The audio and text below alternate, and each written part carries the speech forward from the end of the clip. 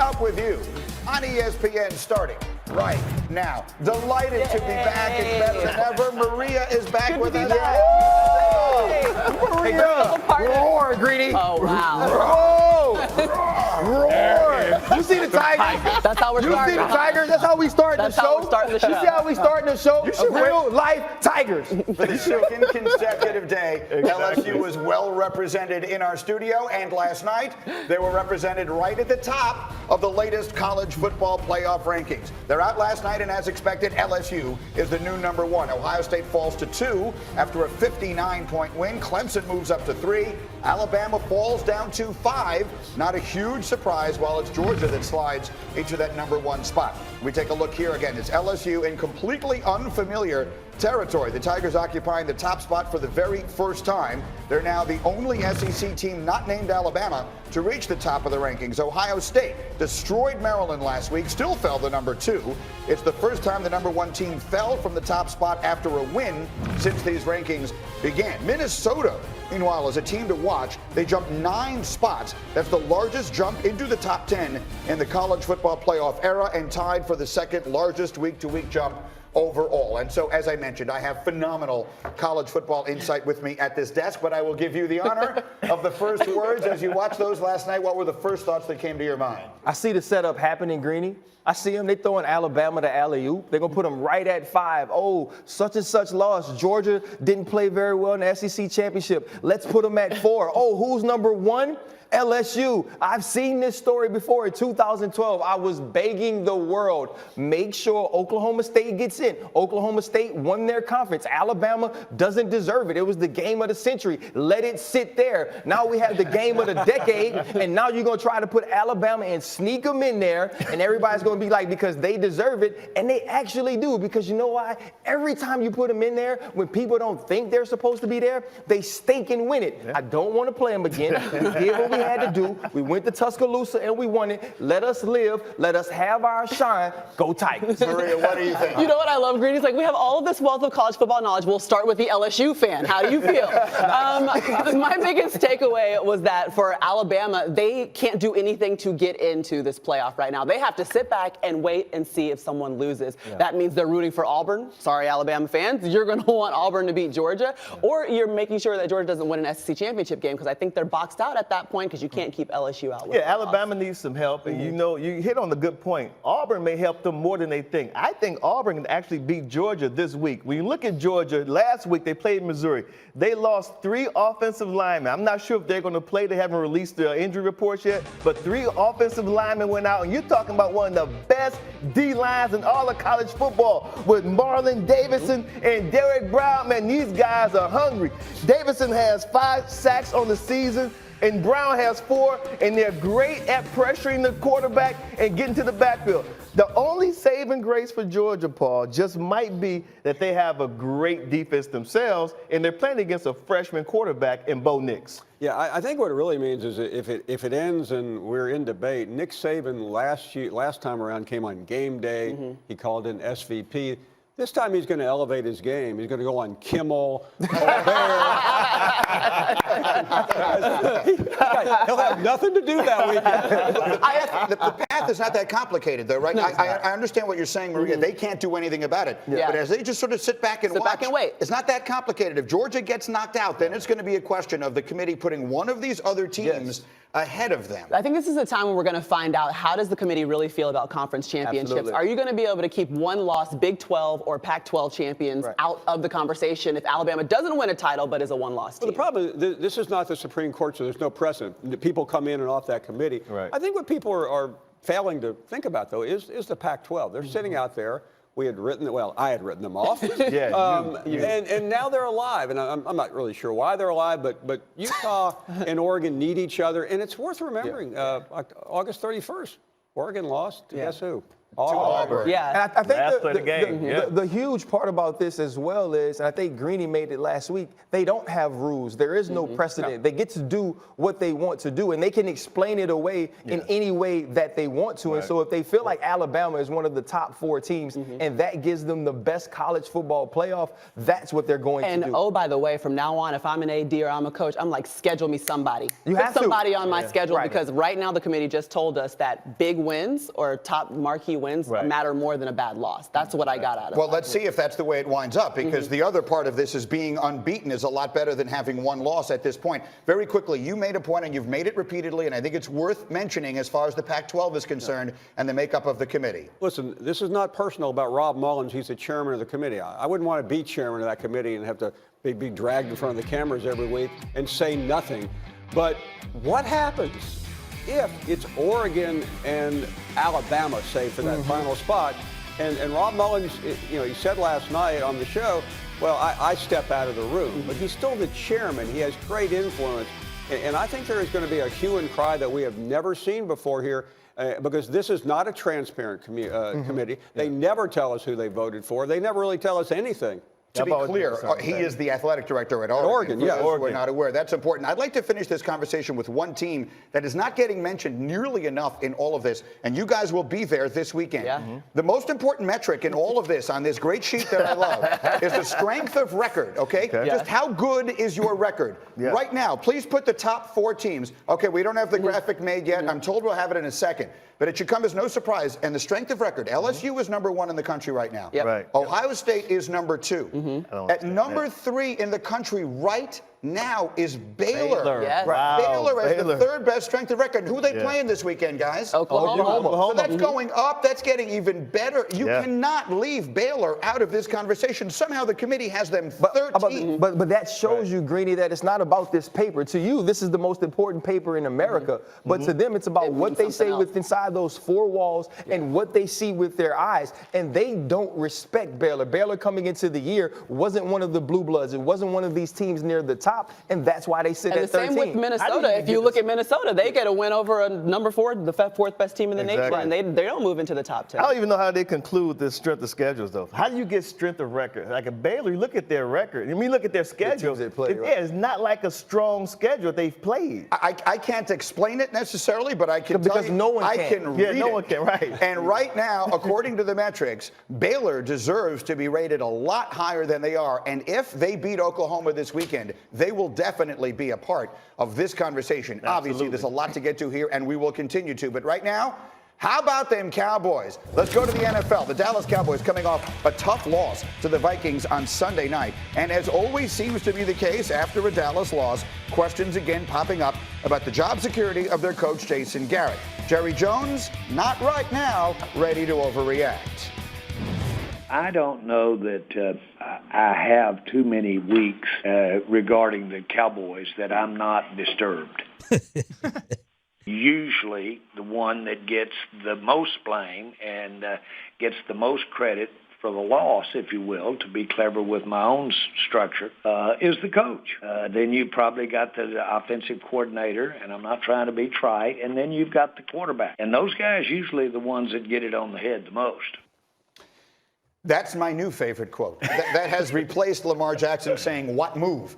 Is Jerry saying, there's not too many weeks that I'm not disturbed. Right now, as the president of Jason Garrett and Dak Prescott's fan club, Domonique Foxworth, with whom are we disturbed? I may be relinquishing my post as president of the Jason Garrett fan club, but I am staying on this Dak Prescott fan club. I grabbed up all the Dak Prescott stock at the beginning of the season when everyone's jumping off the bandwagon, and right now I'm getting rich because he's having an MVP caliber season. If it weren't for the way that this defense is playing, speaking of Jerry Jones, you need to be looking at the defensive side of the ball, who you should be blaming. That defense is failing them, and Dak Prescott is playing amazing. But a year ago on this show, when the world was ready to fire Jason Garrett, you were ready to die on his hill. Are you still?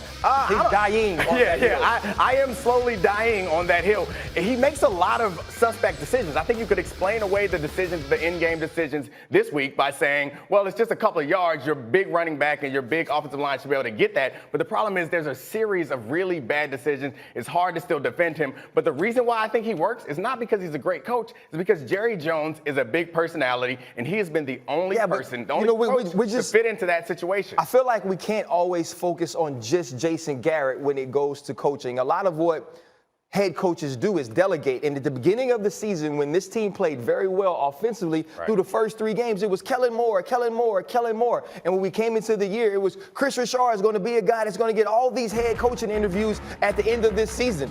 These guys are also failing to do their job when the defense comes in and they're supposed to be one of the top and they don't play well. Offensively, when you go back a few weeks ago and you lose to the Jets because you have a series of 4 downs where you can't convert a first down because you've given the ball to Ezekiel Elliott and Dak Prescott has passed for 380 and you choose to give it to Zeke. You don't have to justify the $90 million by your play call. You justify the $90 million by wins. Yeah. And this coaching staff has failed this team as a whole, not just Jason Garrett. So Dan Graziano, our insider here, I feel like almost every other week I'm asking you the question and you're giving me the same answer, right? There's nothing going to happen with Jason Garrett right now. Change suits and shirts.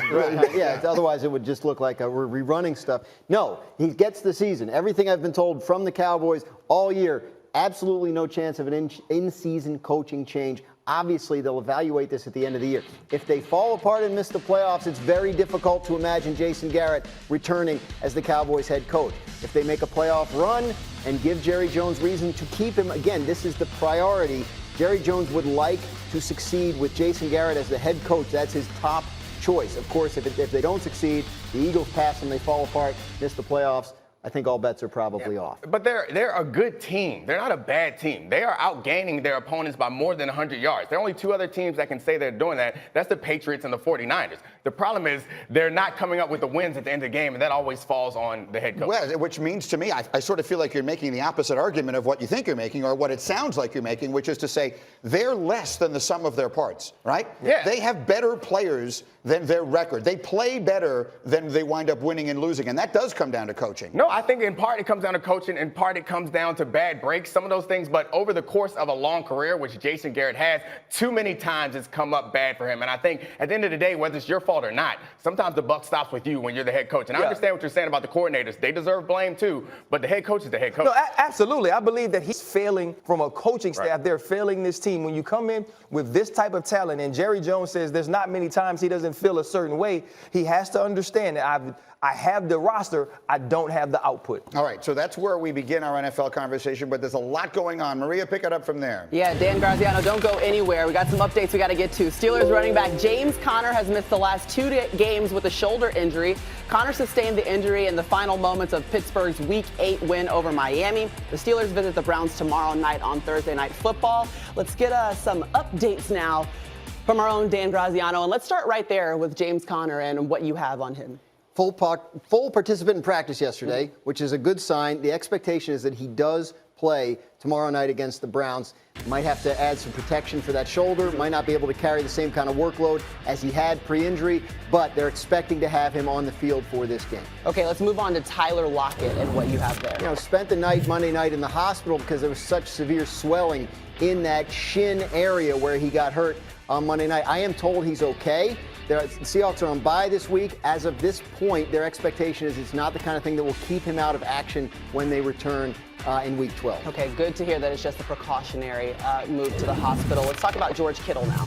Kittle missed Monday night's game with knee and ankle injuries. He wasn't able to practice at all last week. So they're looking ahead to this week of practice. If he gets into practice and can do more than he did last week, it becomes a situation where maybe he can play. But watch those practice reports. If you see Kittle not practicing today, not practicing tomorrow, that's a sign that he may need another week. Okay, those are the injury updates. What about news coming out of the NFL? And let's talk about Kaepernick, because the NFL informed teams Tuesday that he would hold private workouts on Saturday in Atlanta. All clubs will be invited to attend, and video of both the workout and interview will also be made available to all clubs. Kaepernick's camp was not notified about the workout. How about this? Until Tuesday morning. Right. So that's definitely interesting. And you saw Kaepernick tweet this: "I'm just getting word from my representatives that the NFL League office reached out to them about a workout in Atlanta on Saturday. I've been in shape and ready for this for 3 years. Can't wait to see the head coaches and GMs on Saturday." Dan, I know you talk to people around the league. So what are you hearing about all of this news that's just been breaking over the last 24 hours? That last part of that tweet's interesting because I don't think he's going to see a lot of head coaches and GMs on an NFL Saturday in season. Those guys don't really go out and about to that extent.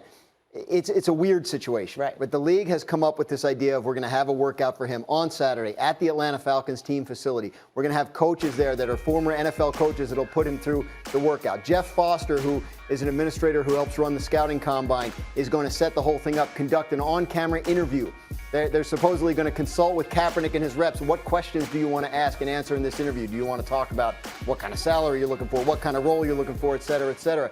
But a very strange setup because teams have been reaching out to the NFL to ask about, hey, Kaepernick, what's the situation? The NFL says, work him out. But no team has wanted to do that. He hasn't had any workouts at all in 3 years. So this is, I guess, a way for teams to kind of go check him out without having to sort of take that publicity plunge that for whatever reason teams are worried about having to take if they haven't. It's almost like a protective cover that you could go into if That's you go what and it watch seems this like. workout in Atlanta. But why, though, and you kind of mentioned it a little bit, is this workout on a Saturday? Usually workouts are on Tuesdays. And like you said, GMs can't be there. People have to be worried about the upcoming game. Coaches can't be there. Yeah, the response to that when I've asked that question is like, this is really the only time they could get an NFL facility at their disposal. No one's going to open their facility to them on a Tuesday. That they're using it.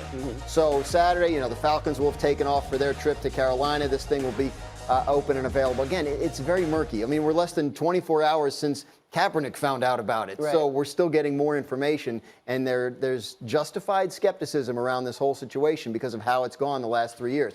But at this point, what it looks like is the NFL is trying to set up this workout, give teams an opportunity to take a look at him, and then put the onus back on them to take it from there if they want to. Well, the words that you've used to describe it, murky, weird, and suspect, these are all things that are relative and fair. Greeny, let's hear what the guys have to say about it. Yeah, let's. I'm just going to give you guys the floor. There's so much about this that is confusing. Dominique, you have a long history with the Players Union, among other things. What do you make of what we've seen here? It's hard to make sense of it because you could come at it and say maybe the NFL is just trying to use this as an opportunity to kind of close the chapter on this book. But I felt like we had no attention on this. They're drawing attention to it. And the idea that you can only get a facility on Saturday, I think, is nonsense because there are teams on bye weeks, and on Fridays, we're only there half a day. Like, you can find a place, you can find a facility to work them out. It just doesn't seem like this was well thought out. I'm not sure what their goal is, but one thing seems clear to me is that teams are interested, which is a surprise. We've been told all this time that no team is interested. Teams are interested, but for some reason, they're scared to bring them in, but they're interested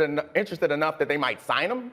None of this adds up to me. Yeah, this seems like a setup. I know they say they set this workout up. This seems like a setup, a way to distance themselves from the blackball talk, a way to distance themselves from we don't want Colin Kaepernick as a part of this league or a part of the NFL. And so to me, it doesn't have to be at an NFL facility. There's facilities all over the country where you can go indoors. They don't necessarily make college players work out at NFL facilities. You know what they do? They go to their schools. So if you are truly interested, if Colin Kaepernick, if you're interested in seeing if he's in shape, if he's somebody that can help your football teams, there are ways that you can go about doing this without making it so public, right? Because now it's about the PR. Now it's about us talking about it, about the tweets. There's not going to be GMs there. There's not going to be coaches there. And I believe Colin Kaepernick and his team is savvy enough to understand that. But when you try to move it to a Tuesday, when you try to get different things done and they won't do it, that smells to me. I think it's a PR stunt, a disingenuous attempt to try to,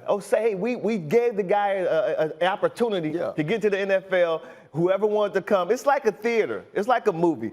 Written, directed, scripted, and produced by the NFL for their own PR purpose. And then Colin says he didn't even know about it. Now, the star of your movie, you just gave him the green light. You got to come to this facility and start up. It's, to me, a big PR stunt. And it seems very disingenuous. He last played in an NFL game on January 1st of 2017, so it's been a long time. I'll be very interested to see where this thing winds up, if indeed it does wind up happening on Saturday. Meantime, Maria, there was a huge upset in college basketball last night. Yes, get the popcorn. Let's talk about Kentucky taking on Evansville, and this game was happening in Lexington, which is not happening here on the screen, but that's okay. Yeah, a little bit of football. I sometimes like to talk about football too. There he is, yeah! There he is, Cal! I think Coach Cal did that on purpose. He did not want this highlight to run. Evansville, Walter McCarty, he won a championship in 1996 with the Wildcats. But look at his guys. Keon Riley gets to the hoop, gets his board, and scores. Evansville's lead is up to 5, under 5 to go. Emmanuel quickly, and he is quick, stutter step, dribble.